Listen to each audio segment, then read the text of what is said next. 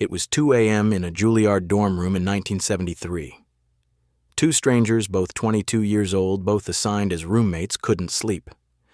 Robin Williams sat on one bed, manic energy radiating off him even at this hour. Christopher Reeve sat on the other. Tall, serious, perfectly composed. They'd only met 6 hours ago, but something about the darkness, about being alone in New York, about starting this terrifying journey together, made them start talking, really talking. "What's your biggest fear?" Robin asked suddenly. Reeve thought about it. "Losing control of my body. I'm physical, you know? I move, I act with my whole self. If I couldn't move—" He trailed off. Robin nodded. "Mine's silence. If I stop performing, stop moving, stop making noise, I'll just disappear." They stared at each other, and Reeve said something that would bind them for the next 41 years.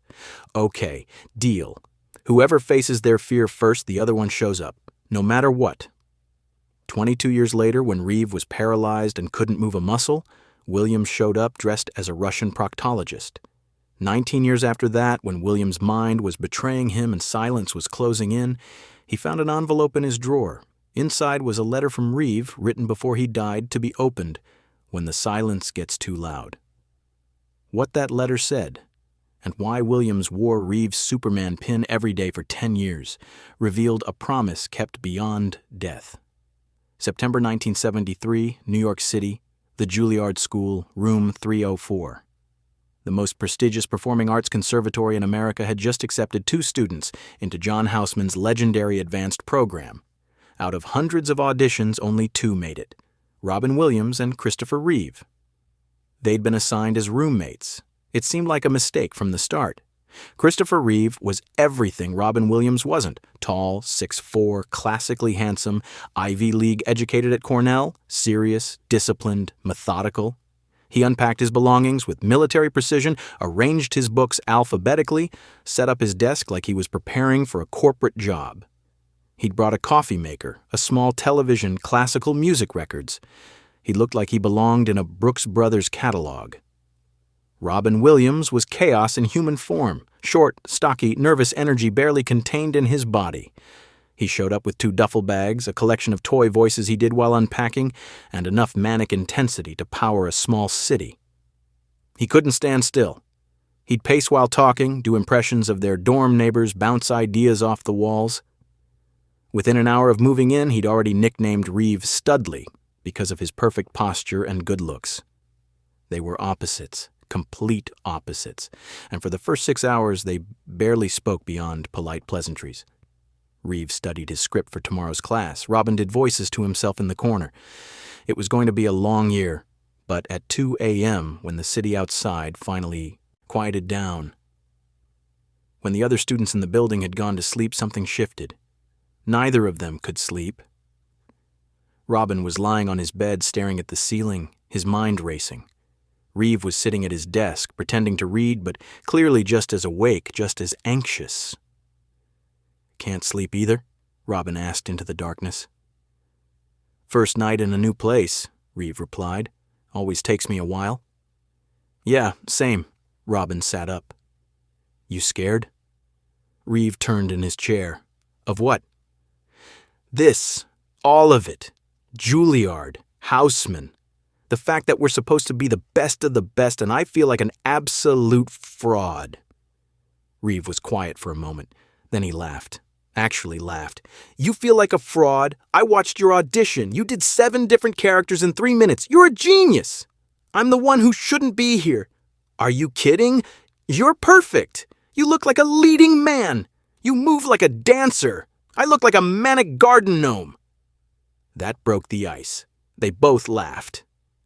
And then, in that strange intimacy that only comes at 2 a.m. when you're scared and far from home and talking to someone who might understand, Robin asked, "What's your biggest fear?" Reeve turned fully toward Robin. He thought about it for a long time. When he finally spoke, his voice was quiet. "Losing control of my body. I know that sounds weird, but I'm physical. I've always been physical. I sail, I ski, I ride horses. When I act, I use my whole body. Movement is who I am. If I couldn't move—" He trailed off, unable to finish the thought. Robin nodded slowly. Mind silence. If I stop performing, stop moving, stop making noise, I'll just disappear. Like I'll literally cease to exist. I've been performing since I was a kid. Making people laugh is the only way I know how to connect with anyone. If I stop, he made a vanishing gesture with his hands. Poof! They stared at each other across the dark room. Two young men, both 22, both terrified in completely different ways. And Christopher Reeve said something that would define their friendship for the next 41 years. Okay? Deal. Whoever faces their fear first, the other one shows up. No matter what. Even if it's 20 years from now, even if we haven't talked in forever, we show up. Robin extended his hand across the space between the beds. Reeve stood up, crossed the room, and shook it. Deal. They had no idea how prophetic that conversation would be. They had no idea that both of their worst fears would come true in the most horrific ways imaginable. And they had no idea that the pact they just made would save both their lives. The next morning, they went to their first class together. John Houseman, the legendary director and teacher, ran the advanced program like a military boot camp. He was intimidating, demanding, brutal in his critiques. He called Reeve Studley, a term of respect for his classical training and discipline. He called Robin Little Fool Ferret Boy, a term of bewildered affection for this chaotic force of nature who couldn't follow a single stage direction, but somehow made everything work. They were scene partners, constantly. Houseman paired them together deliberately, wanting to see if Reeve's discipline could contain Robin's chaos, if Robin's spontaneity could loosen Reeve's rigidity. It worked. They balanced each other. Reeve would memorize every line, every blocking note, every character motivation. Robin would show up having barely glanced at the script and improvise his way through, somehow making it brilliant. Reeve learned to let go. Robin learned to focus. They made each other better. And they became brothers, not just friends. Brothers. When Robin couldn't afford lunch, which was often, Reeve would just order extra and slide half across the table without making it weird. When Reeve got too serious, too locked in his own head, too paralyzed by perfectionism, Robin would do a voice, usually their teacher Houseman, in an exaggerated British accent, and make Reeve laugh until he loosened up. They studied together, rehearsed together, stayed up until 3 a.m. talking about acting and fear and what it meant to be an artist. After Juilliard, their careers exploded in different directions. Reeve went to Broadway, then Hollywood, then became Superman in 1978. He was famous, globally recognized, the symbol of heroism and strength for an entire generation. Robin went to San Francisco, performed stand-up in tiny clubs, got discovered, became Mork in Mork and Mindy in 1978. Two different kinds of fame, two different worlds. But they never stopped calling each other, every week. Sometimes just to check in, sometimes just to hear each other's voice, because that's what brothers do. And through everything, through Robin's cocaine addiction in the early 80s, through Reeve's struggle with being typecast as Superman, through marriages and divorces and career highs and devastating lows, they remembered that 2 a.m. conversation. They remembered the pact. May 27th, 1995. Culpeper, Virginia. Christopher Reeve, 42 years old, fell from a horse during an equestrian competition. His first and second vertebrae shattered. He was paralyzed from the neck down, unable to breathe without a ventilator, unable to feel anything below his neck. His fear, the one he'd named 22 years earlier in a dark dorm room, had come true. His body, his identity, his entire sense of self was gone. He couldn't move. For 6 weeks, Reeve wanted to die. He whispered to his wife, Dana, that maybe they should disconnect the ventilator. What was the point of living like this? He couldn't move, couldn't feel, couldn't do anything. For 6 weeks, he didn't smile once. And then Robin Williams showed up. He burst into Reeve's hospital room, dressed in a white coat, wearing fake glasses and a ridiculous fake mustache, speaking in an exaggerated Russian accent. Mr. Reeve, I am Dr. Vasily Bulgakov. I am proctologist. I am here to perform urgent rectal examination. For the first time in 6 weeks, Christopher Reeve laughed. He laughed so hard his chest heaved against the ventilator. He laughed until tears streamed down his face. And when Robin finally broke character and hugged his friend, Reeve whispered, "You kept the promise. You showed up." Robin held Reeve's hand, the hand Reeve couldn't feel, and said, "Of course I did. We made a deal." Then Robin asked the question that would save Reeve's life. "Do you think you can do this? Can you live like this?" Reeve stared at his friend, and slowly he nodded. "If you're here, yeah, maybe I can." Robin visited Reeve regularly after that. He called every single week for the next 9 years. He paid for treatments that insurance wouldn't cover. He showed up to Reeve's kids' graduations, to his film premieres, to moments big and small. And Reeve fought. Despite his paralysis, despite needing a ventilator to breathe, despite everything stacked against him, Christopher Reeve became a different kind of hero. He raised over $100 million for spinal cord injury research. He directed films from his wheelchair. He inspired millions. Superman became real after the accident, not before. But in 2004, Christopher Reeve died from heart failure at age 52. He'd lived 9 years longer than doctors predicted. 9 years of advocacy, of hope, of proving that a paralyzed body doesn't mean a paralyzed spirit. Robin spoke at his funeral and barely got through it. He told the story about the Russian proctologist, and everyone laughed through their tears. And Robin said, "Chris faced his worst fear, and he won. He didn't let it destroy him. He turned it into purpose." What Robin didn't tell anyone was what happened the day before Reeve died. Reeve had called Robin, his voice weak. "I need you to do something for me. After I'm gone. There's an envelope in my desk drawer. Dana knows about it. It's for you, but don't open it now. Open it when you need it. You'll know when," Robin promised. And after the funeral, Dana gave him the envelope. It was sealed, across the front in Reeve's handwriting, "For Robin. To be opened when the silence gets too loud. You'll know when." Robin put it in his desk drawer, and he tried to forget about it, but he couldn't forget, because his own fear was starting to close in. The silence, the thing he'd been running from his entire life. By 2014, Robin Williams was dying, not from age, from a disease so cruel it felt like cosmic irony. Lewy body dementia, a neurological disorder that causes hallucinations, paranoia, and cognitive decline. Robin's mind, his greatest weapon, his identity, the thing that had made him Robin Williams, was being destroyed. He was seeing people who weren't there. He was forgetting where he was. He couldn't remember his lines on film sets. The fastest mind in comedy was slowing down, fracturing, failing. And worst of all, the noise in his head was dying. The constant stream of voices, impressions, jokes, ideas that had filled Robin's mind since childhood, it was getting quieter. The silence he'd feared his entire life was closing in. And it was terrifying. In late July 2014, Robin was having a particularly bad day. The hallucinations were worse. The paranoia was overwhelming. He felt like he was losing his mind. His wife, Susan, found him in his office, sitting at his desk, staring at nothing. "Robin, talk to me. What can I do?" Robin shook his head. "I don't know. I feel like I'm disappearing, like I'm already gone, and nobody's noticed yet." Susan held him.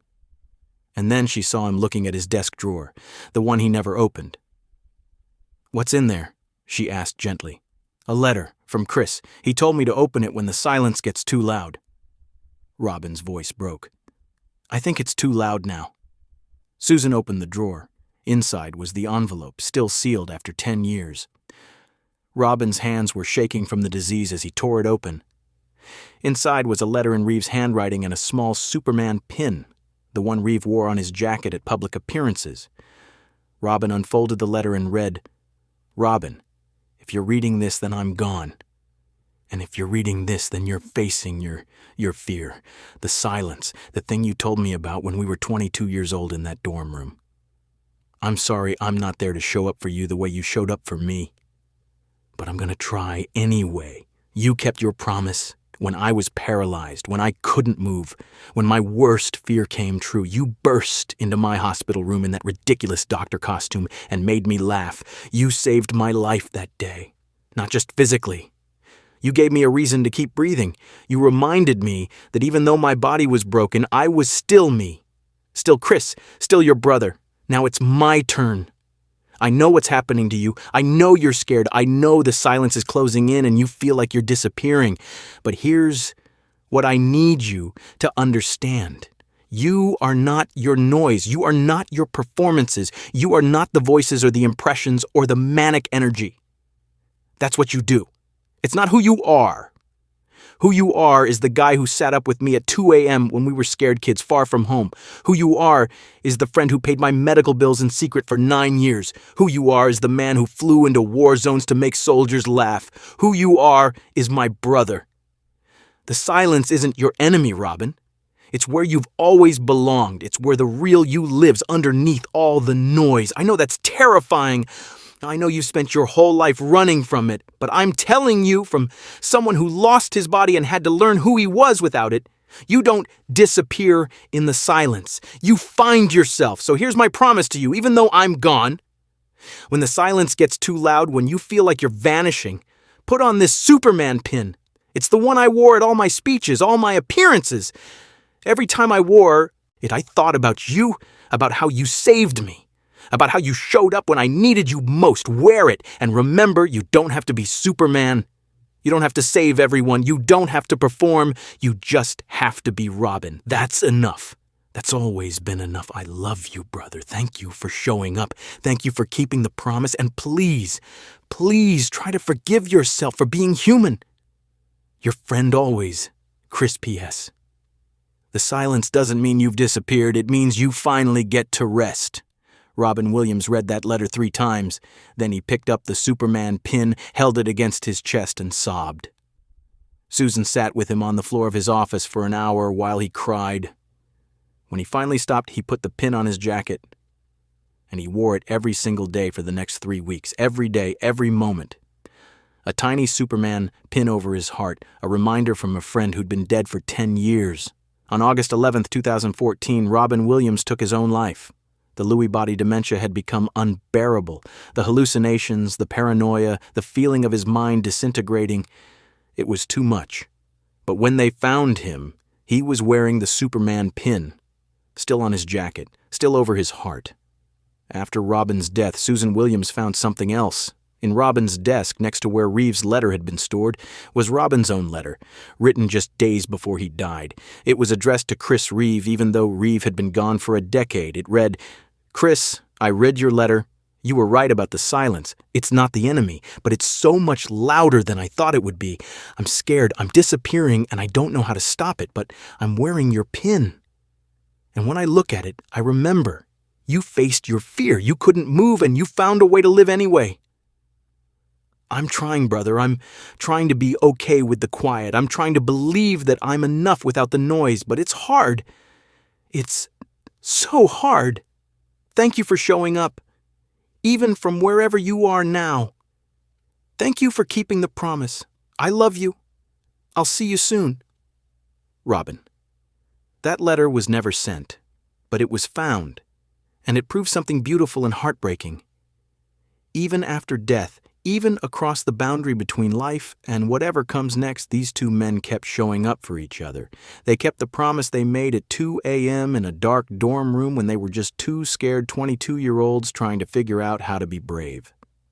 Today, there's a display at the Juilliard School. It's in room 304, the room where Robin Williams and Christopher Reeve first met in 1973. Inside a glass case are 2 items: the Superman pin Robin wore in his final weeks, and a small card with a quote from Reeve's letter, "You don't have to be Superman, you just have to be Robin. That's enough." The Christopher and Dana Reeve Foundation and the various mental health organizations Robin supported have both referenced this friendship as an example of what it means to show up for people in their darkest moments. They've used it to fundraise, to inspire, to remind people that sometimes the greatest act of love is just being there.